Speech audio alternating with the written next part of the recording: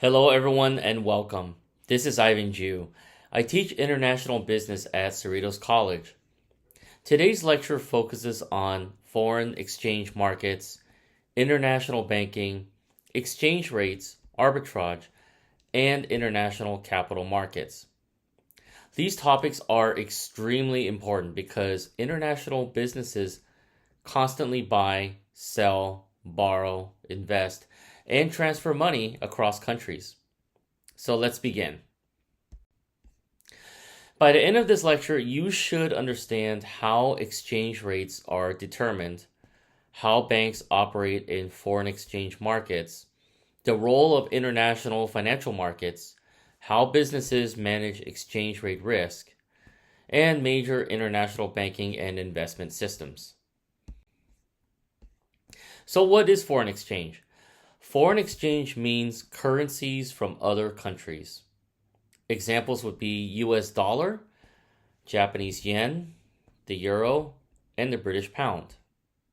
If a company in the United States wants to buy products from Japan, the company must exchange US dollars for Japanese yen.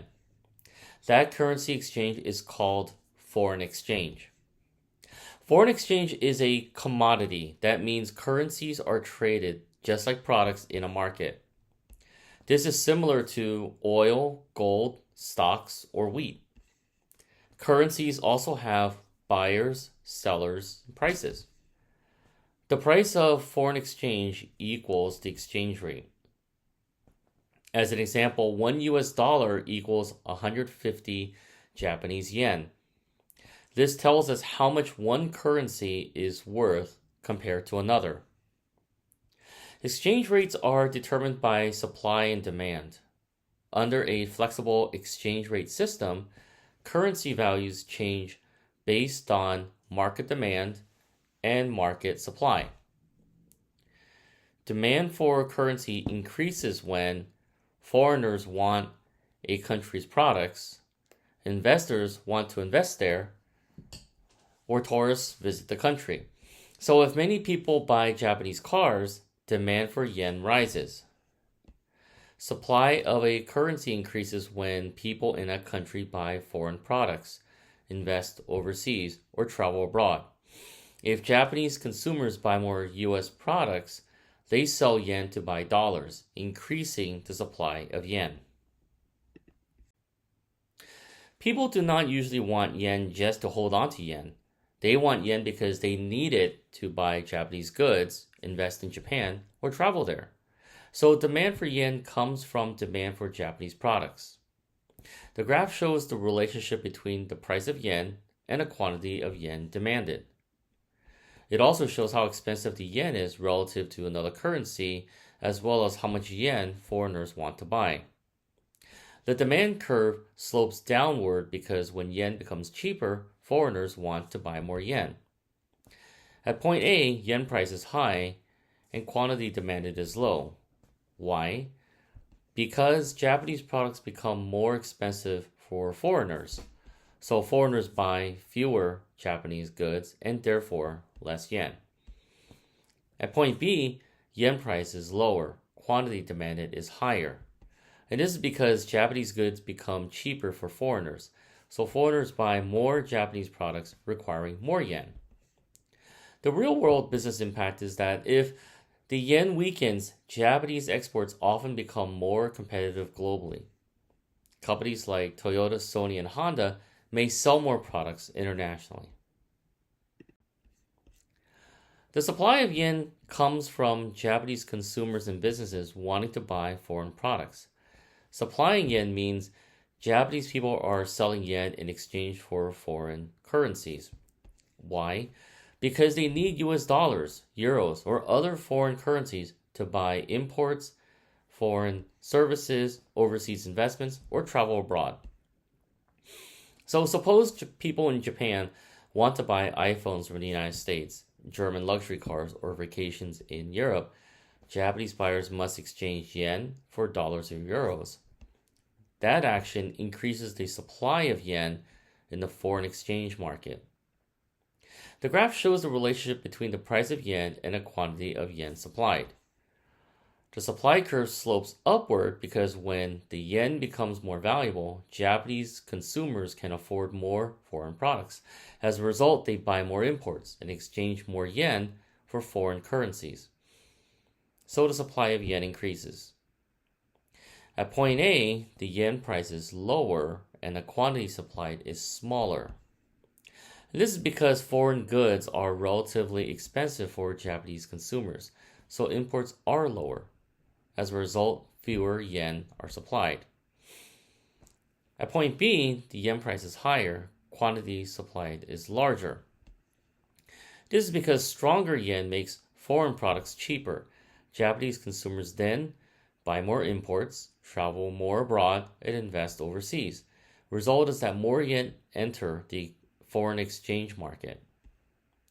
If the yen strengthens, Japanese tourists may travel internationally more often, companies may import more foreign materials, consumers may buy more imported goods. This causes more yen to be exchanged for foreign currencies.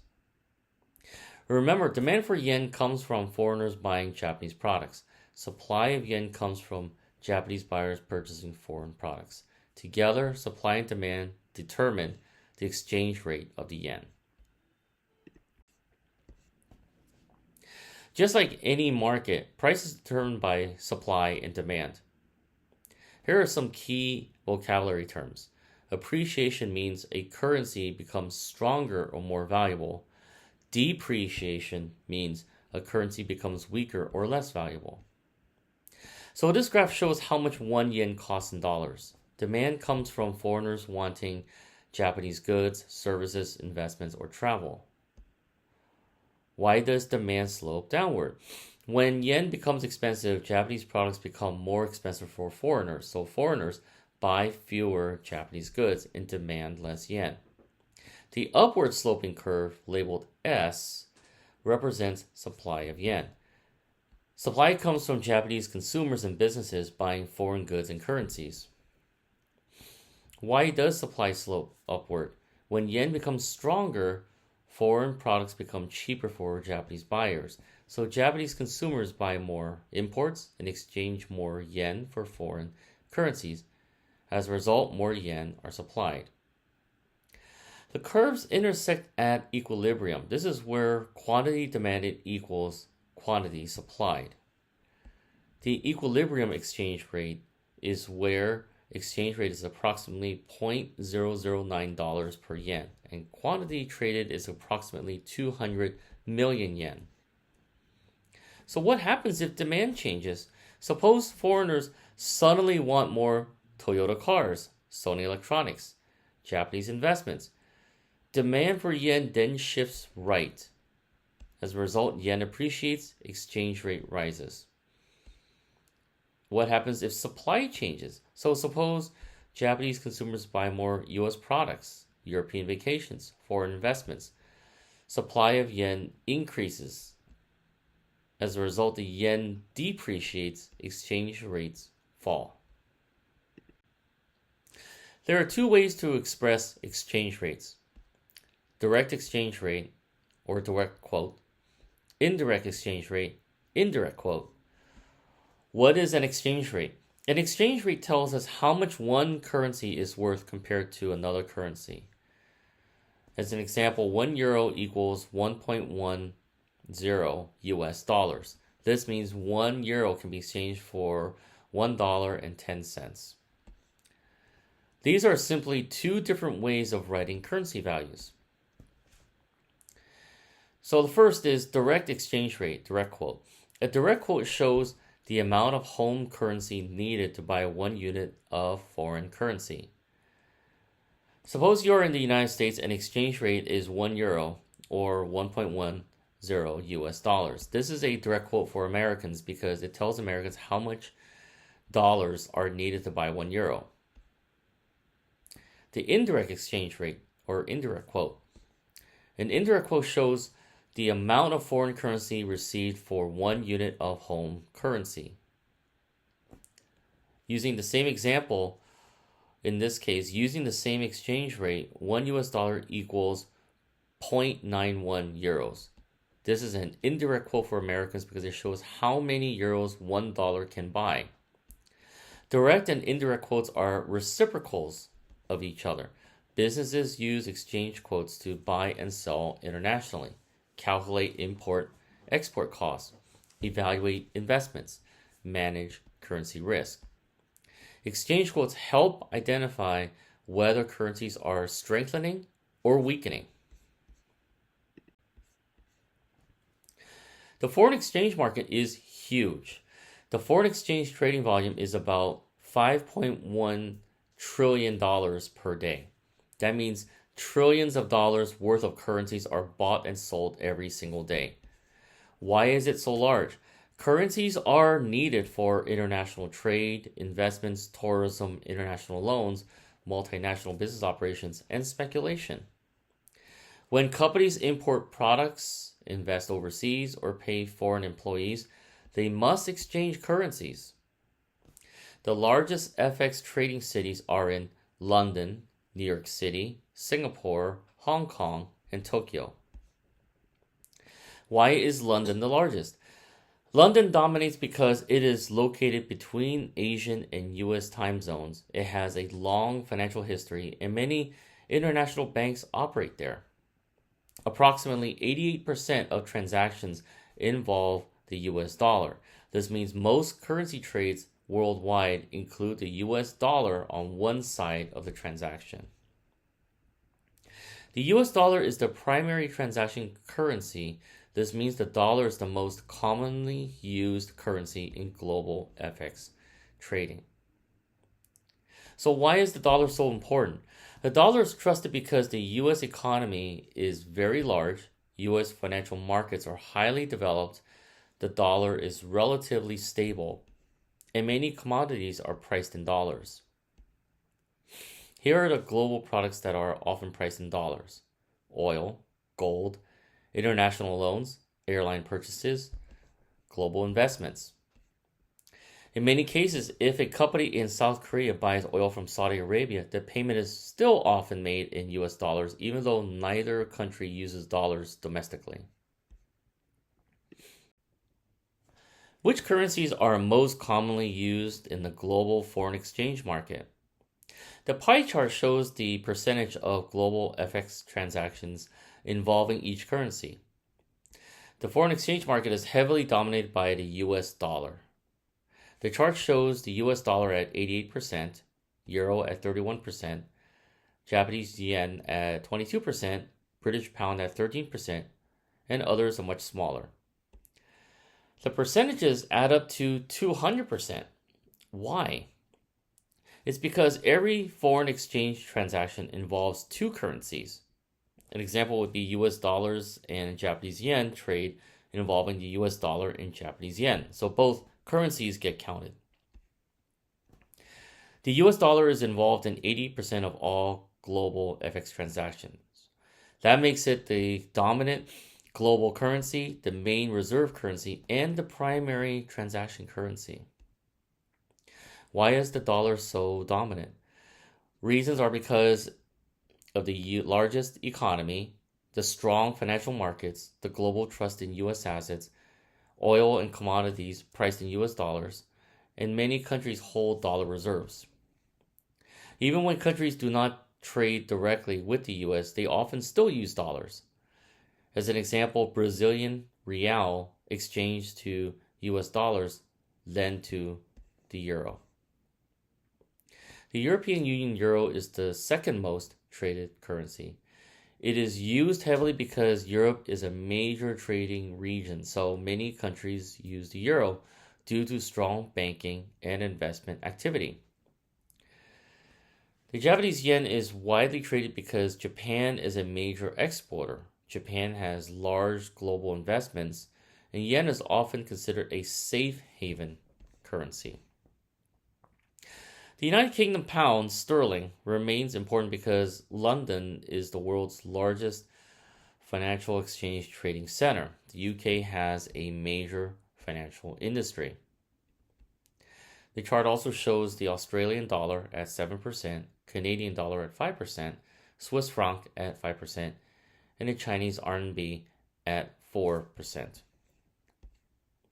Here's an interesting point about China. Although China has a huge economy, its currency participation was relatively low in 2016 because China maintained tighter capital controls. The RMB was not fully freely traded internationally. So who participates in the foreign exchange market and how banks operate with it? The foreign exchange market is not just governments trading currencies. Many different organizations participate every day. The foreign exchange market depends heavily on international banks. Banks act as dealers, brokers, intermediaries, and market makers. They help buyers and sellers exchange currencies globally. The major players in the foreign exchange market, the slide lists the major participants. International banks are the biggest participants in the financial exchange market. They buy and sell currencies, help companies exchange money, trade currencies for profit, and connect global financial markets. Examples include JP Morgan, Citibank, HSBC, and Deutsche Bank. Corporate treasurers are finance departments inside companies. They exchange currencies to pay suppliers, receive payments, hedge exchange rate risk, manage global cash flows. A U.S. company buying products from Japan needs yen to pay Japanese suppliers, as an example. Pension funds invest globally. They exchange currencies when buying foreign stocks, foreign bonds, or international assets. Hedge funds often speculate on currency movements and try to profit from exchange rate changes. A hedge fund may buy euros if it expects the euro to rise. Insurance firms invest internationally and therefore need foreign currencies for investments, claims, and operations abroad. Central banks influence exchange rates by buying or selling currencies, controlling money supply, managing reserves. Examples would be the U.S. Federal Reserve, Bank of Japan, and European Central Bank. Government treasury departments may manage national debt, stabilize currency markets, and conduct international payments. The right side explains how international banks specifically operate. Banks make money through the spread. The bid price equals the price the bank will pay and buy currency. The ask price is the price the bank will sell currency. The difference is the bank's profit. So suppose a bank quotes a bid of 149 yen per dollar and the ask is 151 yen per dollar. The bank earns from the difference between buying and selling prices. Wholesale market is large volume currency trading. This is usually between banks, governments, multinational corporations. Transactions can be millions or billions of dollars. Wholesale markets usually have lower spreads and better pricing. The retail market is for smaller customers. Examples are tourists, small businesses, individual investors. Retail customers usually pay higher fees and wider spreads. Interbank transactions also trade currencies directly with other banks. This is called the interbank market.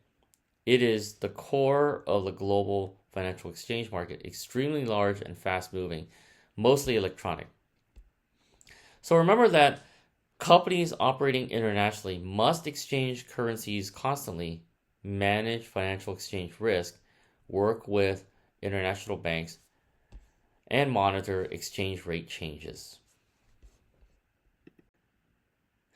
Here are the different types of clients that use the international banks in the foreign exchange market. Banks do not only trade currencies for themselves, they also serve many kinds of customers. International banks provide foreign exchange services to commercial customers, exchange rate speculators, currency arbitrators. Each group participates in the FX market for different reasons. Commercial customers are businesses and companies involved in international trade. They need foreign currencies to buy products from other countries, sell products overseas, pay employees abroad, and invest internationally. A U.S. company importing cars from Japan needs Japanese yen to pay Japanese suppliers, so the company buys yen through an international bank. So why do commercial customers use banks? Banks help companies exchange currencies, lock in exchange rates, reduce currency risk, and make international payments. Exchange rate speculators try to profit from changes in exchange rates. They buy a currency if they think its value will rise and sell if they think its value will fall. So say if an investor believes the European Union euro will strengthen against the US dollar, they buy euros now and hope to sell later at a higher price. Speculators increase market liquidity but can also increase market volatility. Large speculation can sometimes cause rapid currency swings and financial instability. Currency arbitrators look for price differences between markets. They try to make risk-free profit by buying currency cheaply in one market and selling it at a higher price elsewhere. So suppose Bank A sells euros for $1.08. Bank B buys euros for $1.10. The arbitrator can buy euros from Bank A, immediately sell to Bank B, and earn profit from the difference.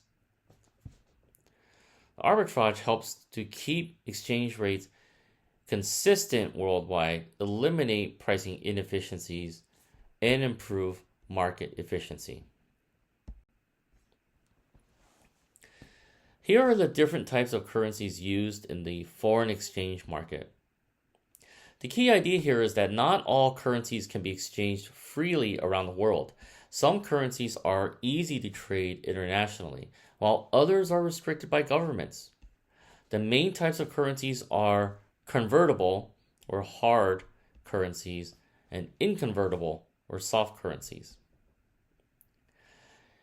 Convertible or hard currencies are currencies that can be freely exchanged and easily bought and sold.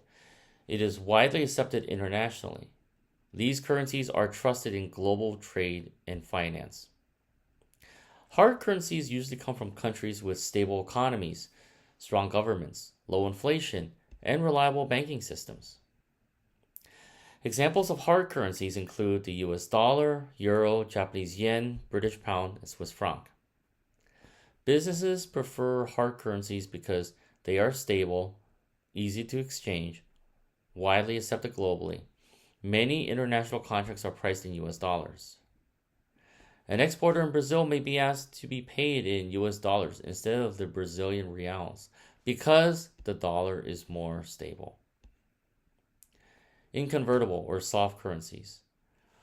These cannot be freely exchanged internationally. Governments may restrict conversion, control exchange rates, limit capital and movement.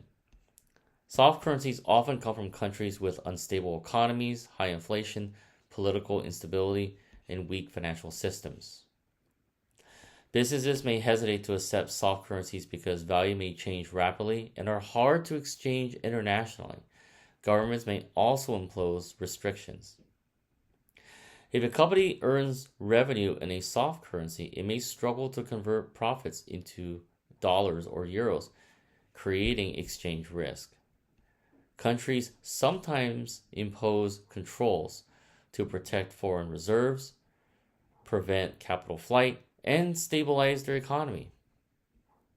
A multinational company may earn profits abroad but cannot easily transfer the money home if the local currency is restricted. This is called currency convertibility risk. Here are the different types of foreign exchange markets and financial instruments used to trade currencies. These markets help companies and investors exchange currencies, reduce exchange rate risk, and speculate on future currency movements. There are several ways to trade currencies. the spot market, forward market, swap transactions, currency futures, and currency options. Each serves a different purpose. The spot market is where currencies are exchanged immediately at the current exchange rate. Spot means on the spot, right now.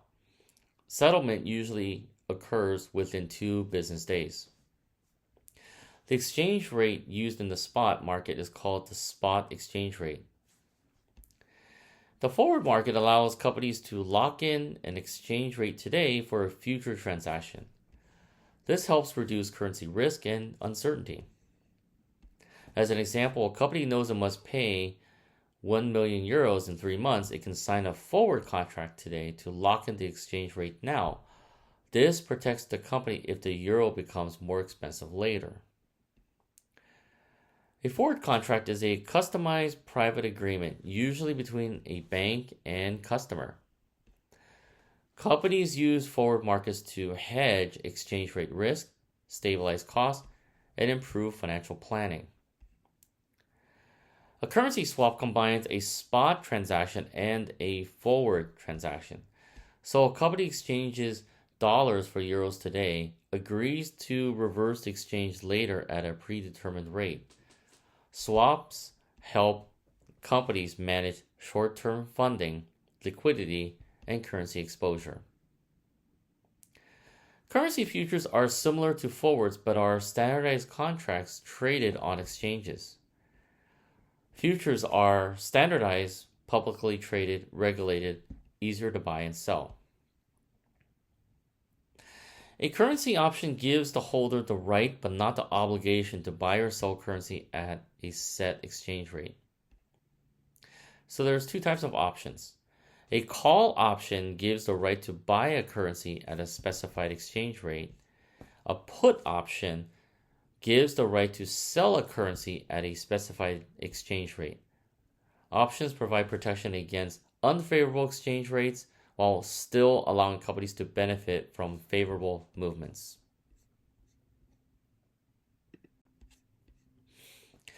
So how do forward exchange rates compare to current spot exchange rates?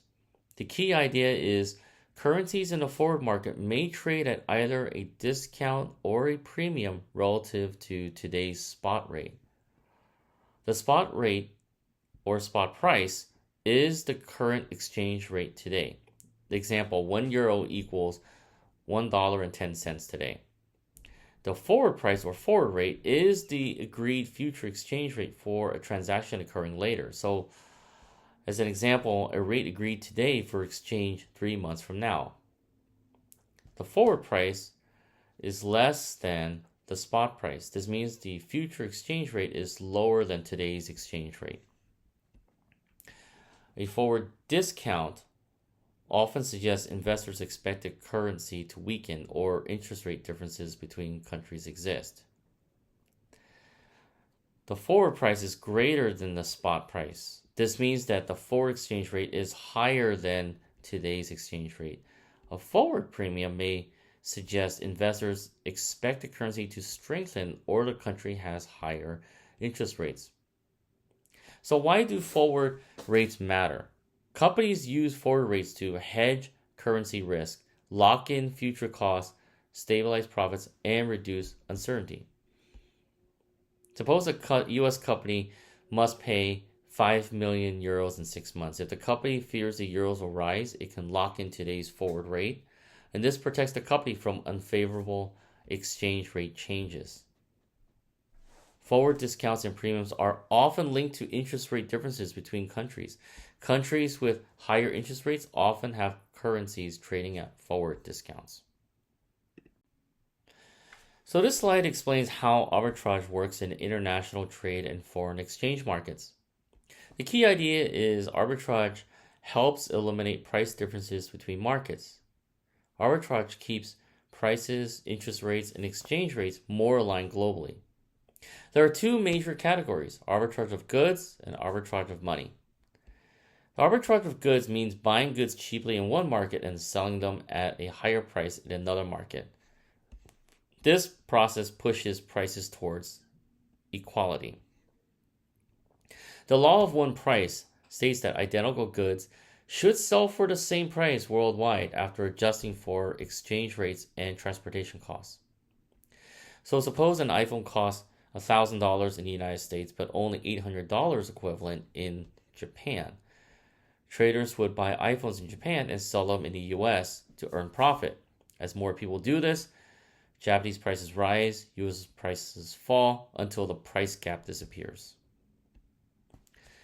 The purchasing power parity, or PPP, extends the law of one price to overall price levels between countries. The Triple P says that exchange rates should adjust so that the same basket of goods costs the same across countries. If inflation rises faster in one country, its currency should weaken over time. A famous example would be a Big Mac index. Economists sometimes compare McDonald's Big Mac prices worldwide to estimate whether currencies are overvalued or undervalued. The arbitrage of money. This involves exploiting differences in exchange rates or interest rates. Instead of goods, people trade currencies, deposits, or financial assets. The 2-point geographic arbitrage occurs when the same currency has different prices in different locations. So if the euro price in London is $1.08, the euro price in New York is $1.10, a trader can buy euros cheaply in London, sell them in New York, make profit. This activity quickly eliminates price differences. The 3-point arbitrage is also called the triangular arbitrage. This involves 3 currencies and inconsistent exchange rates. A trader may exchange US dollars for euros, euros to yen, and yen to US dollars. If exchange rates are misaligned, the trader earns risk-free profit. The covered interest arbitrage occurs when investors try to profit from differences in interest rates between countries while using forward contracts to eliminate exchange rate risk. So suppose the US interest rate is 2% and Japanese interest rate is 5%, an investor may convert dollars into yen, invest in Japan, use a forward contract to lock future exchange rates. This covers the currency risk. So why is arbitrage important? Arbitrage helps to improve market efficiency, align prices globally, stabilize exchange rates, reduce pricing inconsistencies.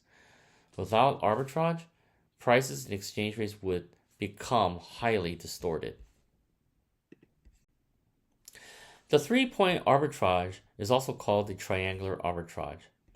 This is the idea that traders can make profit when exchange rates between 3 currencies are inconsistent.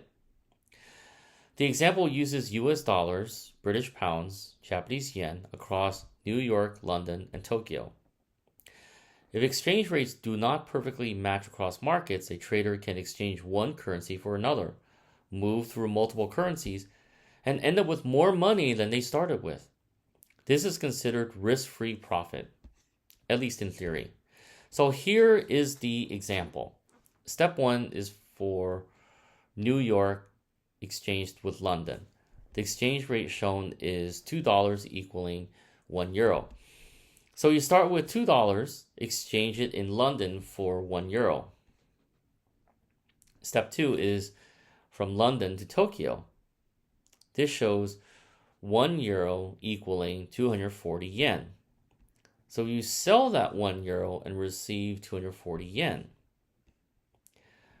And then from Tokyo to New York, Tokyo's exchange rate is $1 equaling 120 yen. So this means 240 yen equaling $2. But you actually receive 1.2 euro. So after cycling all 3 currencies, you end up with 1.2 euros instead of the original €1. The profit here, or arbitrage gain, is 0.2 euros. This is the arbitrage profit created by inconsistent exchange rates. This happens because exchange rates across markets do not perfectly line up. The currencies are temporarily mispriced, creating a trading opportunity. As traders notice the opportunity, many people perform the same trades. Demand and supply for currencies change, exchange rates adjust. Eventually, the profit opportunity disappears. This helps keep foreign exchange markets efficient. The three-point arbitrage connects global currency markets, forces exchange rates into alignment, prevents long-term pricing errors. This is why majority currency markets are usually very efficient and arbitrage opportunities disappear very quickly. Here are the world's largest international banks for 2017. It also explains how large global banks dominate the international capital market. The table ranks banks based on revenues, global size, and international financial activity. The international capital market is the global system where money is borrowed, invested, transferred, and exchanged across countries. Major international banks are key players because they provide the loans, finance trade, exchange currencies, manage investments, and move capital globally. What the table shows is a list of the banks by rank, company name, home country, and revenues. The revenues are measured in billions of US dollars. There are several observations from this table. Number one, Chinese banks dominated the rankings. The top banks include Industrial and Commercial Bank of China, China Construction Bank, Agricultural Bank of China, and Bank of China. This shows China had become a major force in global banking by 2017. These banks grew rapidly because China's economy expanded quickly, international trade increased, and the Chinese government strongly supported banking growth. Number two, U.S. banks remained extremely powerful. So major U.S. banks listed include JP Morgan Chase, Bank of America, Wells Fargo, and Citigroup. These banks are important because they dominate investment banking, foreign exchange trading, international lending, and global financial services. Number three, Europe also had major global banks. European banks on the list include BNP Paribas in France, Crédit Agricole in France, Banco Santander in Spain, and HSBC Holdings in the United Kingdom. These banks have large international operations, multinational customers, and strong cross-border financial networks. So international banks help companies finance international trade, governments borrow money, investors move capital globally, and currencies get exchanged efficiently. For example, a multinational company like Apple or Toyota may use international banks to convert currencies, borrow funds overseas, hedge exchange rate risk, and finance global operations. These large banks are also major participants in the foreign exchange market. They buy and sell currencies, provide exchange rate quotes, and conduct trillions of dollars in transactions daily. Banks like JP Morgan Chase and HSBC are among the largest foreign exchange dealers in the world. The ranking also demonstrates economic power is shifting globally. Historically, US and European banks dominated, but by 2017, Chinese banks had become some of the world's largest financial institutions. This reflects globalization, growth of Asian economies, and increased foreign international capital flows. This continues the list of the world's largest international banks in 2017, and it highlights how global banking power is spread across different countries and regions. The table shows banks ranked 13 through 20, their home countries, and their annual revenues. This demonstrates that international banking is highly globalized.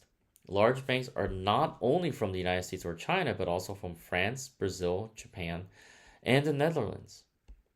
Some important banks shown include Société Générale, based out in France, ING Group, Netherlands, Mitsubishi UFJ Financial Group in Japan, Banco Bradesco of Brazil, Itaú Unibanco in Brazil. There are major multinational financial institutions involved in lending, investments, currency exchange, and international trade financing. There's three key observations, though, that we should review for this table. Europe has strong international banks. Several French and European banks appear. Société Générale Group, BP, CE, and ING Group. This reflects Europe's advanced financial markets, global investment activity, and long history in international banking. Number two, emerging markets are becoming more important. Brazilian banks on the list include Itaú Unibanco, Banco Bradesco, Banco do Brasil. This shows emerging economies were becoming more influential in global finance. As countries like Brazil expanded economically, their banks also grew internationally. Number three, Japan remains a major financial power. So this list also shows Mitsubishi UFJ Financial Group from Japan. Japan has historically been one of the world's largest lenders and a major source of international capital. Japanese banks are heavily involved in corporate lending, infrastructure financing, and foreign investment. International banks are essential because they provide financing for global trade, help companies manage foreign exchange, support multinational investments, and move money across borders efficiently. A company exporting products internationally may use these banks for trade financing, currency conversion, or international payment processing. Capital flows globally through large multinational banks. These banks connect investors, governments, businesses, and consumers worldwide. Without international banks, global trade and investment would be much slower and more difficult. As a quick note, this slide cites Fortune rankings and corporate financial reports. This means that the rankings are based largely on bank revenues and financial size. So this shows how international banks operate globally and what services they provide. It focuses on different forms of international banking operations and main banking services offered worldwide. International banks can expand into foreign countries in several ways. Correspondent relationship. This is a partnership between banks in different countries. Instead of opening its own office abroad, a bank works with a foreign bank to process payments, exchange currencies, and handle international transactions. A small U.S. bank may partner with HSBC to help customers send money internationally. This is cheaper and easier than opening a foreign branch. A subsidiary bank is a separately incorporated bank owned by a foreign parent company. It operates under the laws of the host country, but is controlled by the parent bank. So a U.S. bank may own a banking company in Japan or Brazil to serve local customers directly. A branch bank is an extension of the parent bank in another country. Unlike a subsidiary, it is not legally separate. It directly represents the parent bank. So Citibank has branches in many countries serving multinational corporations and international clients. An affiliated bank is partially owned or closely connected to another international bank. Banks cooperate strategically, financially, or operationally. International banks provide two major categories of services. Number one, commercial banking services. These are traditional banking activities such as loans, deposits, checking accounts, trade financing, and foreign exchange services. A multinational company importing products may use banks for letters of credit, international payments, and currency conversion. Number two, investment banking services. These involve raising capital, issuing stocks and bonds, mergers and acquisitions, and financial advisory services. If a company wants to issue international bonds or acquire a foreign company, investment banks help arrange and finance the deal. Global businesses depend heavily on international banks because they move money across borders, reduce financial risk, support trade, and provide global financing. Without international banks, international commerce would be much slower and riskier. So, international banks are not just local lenders, they are global financial intermediaries supporting trade, investments, currency exchange, and multinational business operations. So, this is the euro currency market, which is an important part of the international capital market. The euro currency market involves currencies deposited or borrowed outside their home country. Despite the name, it is not limited to Europe, and it is not only about the euro currency. A euro dollar is a US dollar deposited in a bank outside the United States. If a company deposits US dollars in a bank in London, those deposits are called euro dollars. Even though the money is in dollars, it is outside the US banking regulations. So why do euro dollars matter? They became popular because banks outside the US often had fewer regulations, lower reserve requirements, and more flexibility. This made borrowing and lending cheaper internationally. A euro currency is any currency deposited outside its home country. US dollars in London, and euro dollars, Japanese yen in Singapore, or euro yen, euros in Hong Kong, euros. So euro means outside the home country, not necessarily Europe. A euro loan is a loan made using euro currencies. These loans are usually large, international, and often used by multinational corporations or governments. A multinational company may borrow euro dollars from a London bank to finance a factory, an acquisition, or international expansion. The London Interbank Offered Rate, or LIBOR, LIBOR, was a benchmark interest rate used by banks when lending money to each other internationally. Why is LIBOR important? Many international loans were priced as LIBOR plus extra interest. As an example, LIBOR plus 2% became a standard pricing system for euro loans, corporate loans, and international financing. LIBOR was historically very important, but many markets are now replacing it with newer benchmark rates because of manipulation scandals and financial reforms.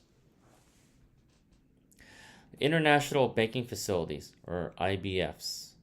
IBFs are special banking units in the US that allow banks to accept foreign deposits and make international loans with reduced regulations and taxes. The US created IBFs to compete with offshore banking centers, attract international banking business, and strengthen US financial markets. The euro currency market developed because companies and banks wanted easier international borrowing, fewer regulations, lower costs, and more financial flexibility. Multinational companies use these markets to raise capital globally, finance trade, manage currency needs, and reduce borrowing costs. International banks use them for global lending, investment, and liquidity management. The international bond market. This is a major part of the international capital market. It shows different types of international bonds and which currencies dominate global bond markets. So what is an international bond? This is a bond issued outside the issuer's home country. Governments and companies issue these bonds to raise money internationally, finance projects, and attract global investors. There's three types of international bonds. Number one, foreign bonds. A foreign bond is issued by a foreign borrower in another country's domestic market, and it is denominated in that country's currency. A Japanese company issuing US dollar bonds in the US would issue a foreign bond. Number two, euro bonds. A euro bond is issued outside the country whose currency is being used. A company issues US dollar bonds in London. This would be a euro dollar bond or a euro bond. This is important because a euro bond does not necessarily mean Europe or euros.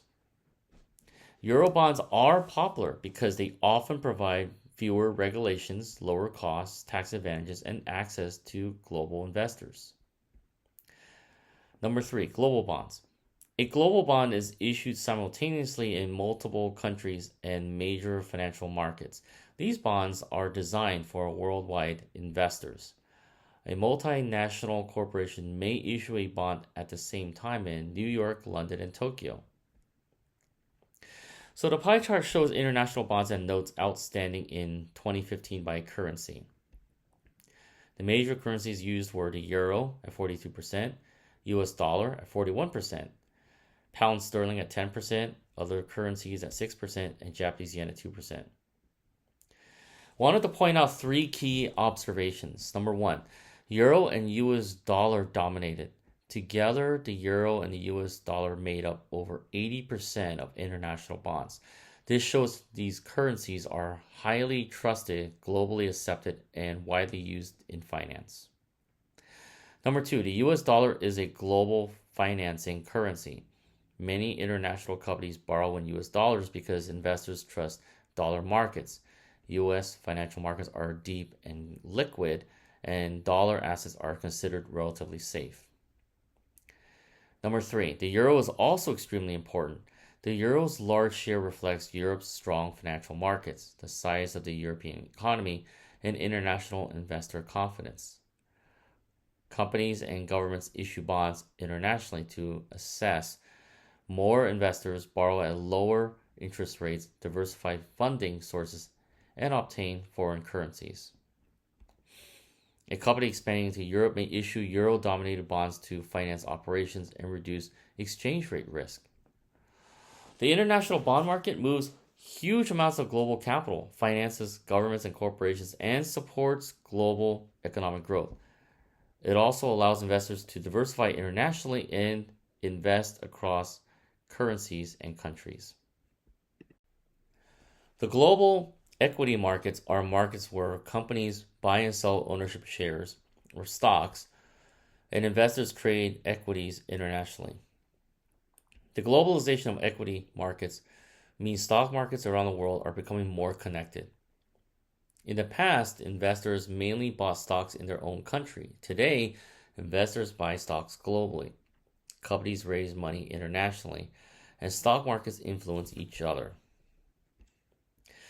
An investor in the United States can easily invest in companies located in Japan, China, Germany, Brazil through international stock exchanges, mutual funds, ETFs, and online trading platforms. Several factors help this globalization. Technology, faster communication and online trading. Deregulation, governments reduce restrictions on foreign investing. Growth of multinational corporations. Companies operate and raise capital worldwide. Institutional investors, pension funds, and hedge funds invest globally. Here are the benefits of global equity markets. Companies can raise more capital, attract international investors, and lower financing costs. A company from China may list shares on the New York Stock Exchange or London Stock Exchange to attract global investors. Investors gain diversification, more investment opportunities, and potentially higher returns. An example of this diversification is that instead of only owning US stocks, an investor may also own European stocks, Asian stocks, emerging market stocks. This helps reduce risk if one country's economy weakens. A country fund. This is an investment fund that focuses on stocks from one specific country. A Japan fund invests mainly in Japanese companies. A Brazil fund invests mainly in Brazilian companies. Country funds allow investors to invest internationally easily, gain exposure to fast-growing economies, and diversify their portfolios. If an investor believes India will experience strong economic growth, they may invest in an Indian country fund. Global investing also creates Risks. Currency risk. Exchange rates may change profits. Political risk. Government instability can affect markets. Economic risk. Recessions or inflation may hurt stock values. Market contagion. Financial crises in one country may spread globally. The 2008 global financial crisis showed how connected global stock markets are. When U.S. markets fell, many international markets also declined. Global equity markets help companies expand internationally. Investors diversify globally, and economies attract foreign investment. Understanding these markets is important for corporate finance, international investing, and multinational business strategy. Offshore financial centers. These are countries or regions that specialize in providing international financial services to foreign companies, banks, and investors. An offshore financial center is a place where international banking, investing, lending, and financial transactions are conducted outside the investor's home country. Common examples include Singapore, Switzerland, Luxembourg, Cayman Islands, Bahamas, Hong Kong, and London. These locations attract global businesses and investors. So why are offshore financial centers attractive? Well, there's 4 key reasons. Number 1, political stability. Investors and banks prefer countries with stable governments, low political risk, and reliable economic systems. Political stability helps to protect investments, bank deposits, and financial transactions.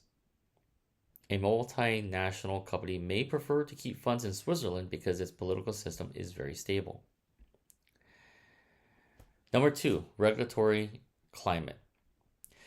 This refers to the laws and regulations governing banking and finance. Many offshore centers attract business because they offer fewer regulations, lower taxes, faster approvals, and flexible banking rules.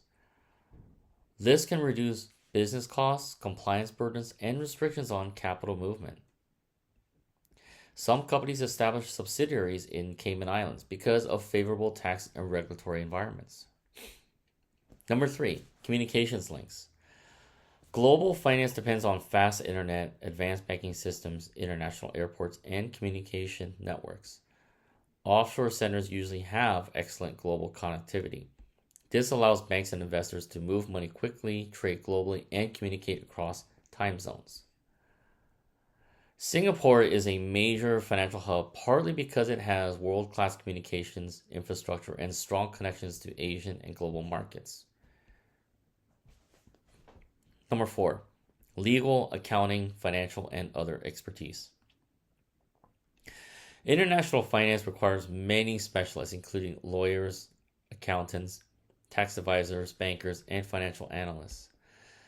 Successful offshore centers provide highly skilled professional services. These experts help companies structure international deals, manage taxes, comply with regulations, and raise capital. London is a major global financial center because it has experienced international banks, legal firms, and financial professionals. So why offshore financial centers matter? Well, they play an important role in international banking, foreign investment, global lending, and multinational corporate finance. Companies use them to manage global cash, reduce financial costs, assess international investors, and conduct cross-border transactions efficiently. While offshore centers offer benefits, they are sometimes criticized for tax avoidance, secrecy, money laundering risks, and weak regulation. Because of this, many governments and international organizations monitor offshore financial activities closely. Okay, so let's review some points from this chapter. Number 1, what determines demand for any given currency in the foreign exchange market? Demand for currency comes from foreigners wanting to buy that country's goods, services, or investments.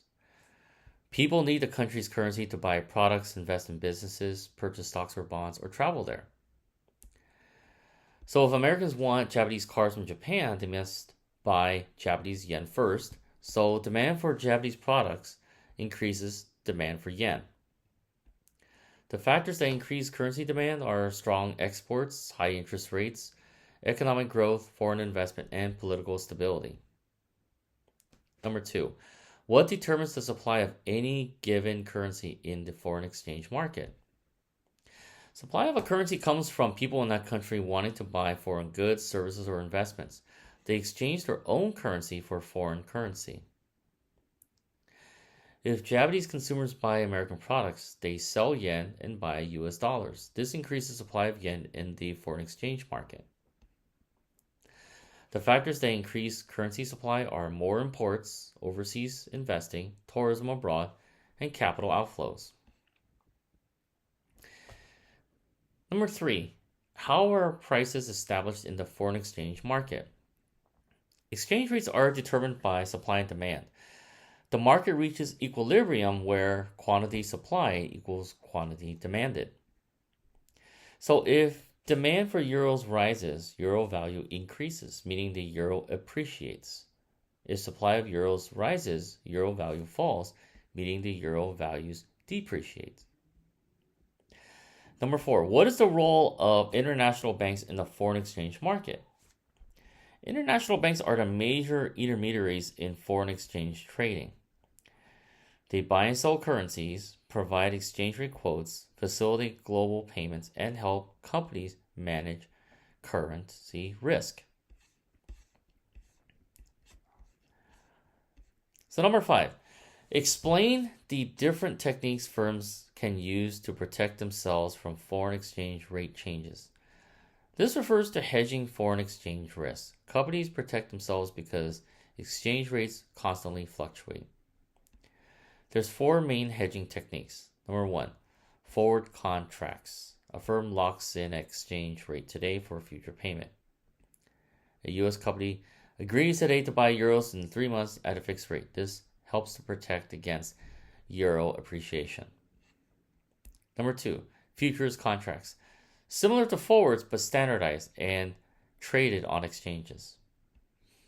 Currency options gives the right but not obligation to exchange currency at a certain rate. Call option, right to buy currency. Put option, right to sell currency. And then number four, currency swaps. Two main parties exchange currencies and later reverse the transaction. This is often used by multinational corporations and banks. So why does hedging matter? Without protection, profits can disappear. Costs may rise unexpectedly, and international business becomes riskier. So here are more questions. Number one, discuss the major types of arbitrage activities that affect the foreign exchange market. Arbitrage means buying and selling to profit from price differences in different markets. Arbitrage helps keep exchange rates and prices aligned globally. Here are the main types of arbitrage. Arbitrage of goods. This is the law of one price. Identical goods should sell for the same price worldwide after adjusting for exchange rates and transportation costs. Purchasing power parity, or 3Ps. The 3Ps stands for exchange rates adjusting over time to reflect inflation differences between countries. Countries with higher inflation usually experience weaker currencies. Arbitrage of money, or the 2-point geographic arbitrage. Profiting from exchange rate differences between two locations. So if London sells euros cheaper than New York, a trader buys euros in London and sells them in New York for profit. The 3-point arbitrage. This uses three currencies and three markets. Traders exploit inconsistencies among exchange rates. Cover interest arbitrage. Investors move money internationally to take advantage of interest rate differences while using forward contracts to eliminate exchange rate risk. Remember that arbitrage increases market efficiency, removes pricing errors, and keeps exchange rates aligned globally. Number two, describe the various forms a bank's overseas operations may take. International banks expand globally in several ways. There's four main forms of this. Number one, correspondent relationship. A bank works with a foreign bank to provide services overseas. Number 2, subsidiary bank, a separate bank owned by the parent company in another country. It operates under local laws. The 3, branch bank, a direct extension of the parent bank operating abroad. Number 4, affiliated bank, a foreign bank partly owned or closely connected with another bank.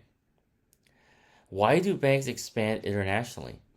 They do this to serve multinational companies, provide foreign exchange services, lend internationally, and assess global capital markets.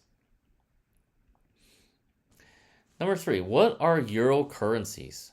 Euro currencies are currencies deposited outside their home country. The term does not necessarily mean Europe. Why euro currency markets exist? They offer fewer regulations, lower costs, and flexible international lending. Euro loans. Loans made using euro currencies, often used by multinational corporations. Number 4, what are the major characteristics of offshore financial centers? Offshore financial centers attract global financial activity because they provide political stability. These are where investors want safe and stable governments, favorable regulatory climate. These centers often offer lower taxes, flexible banking rules, and lighter regulations. Strong communications links. International finance requires advanced technology, fast communication, and global connectivity. And financial and professional expertise. They also help provide lawyers, accountants, bankers, and financial specialists. Examples of offshore financial centers would be London, Singapore, Switzerland, and Cayman Islands. And so now we've finally come to the end of this lecture. Thank you, everyone. I hope you all have found this useful. Please be sure to reach out to me if you have any questions. Take care, and I'll see you on the next video. Goodbye for now.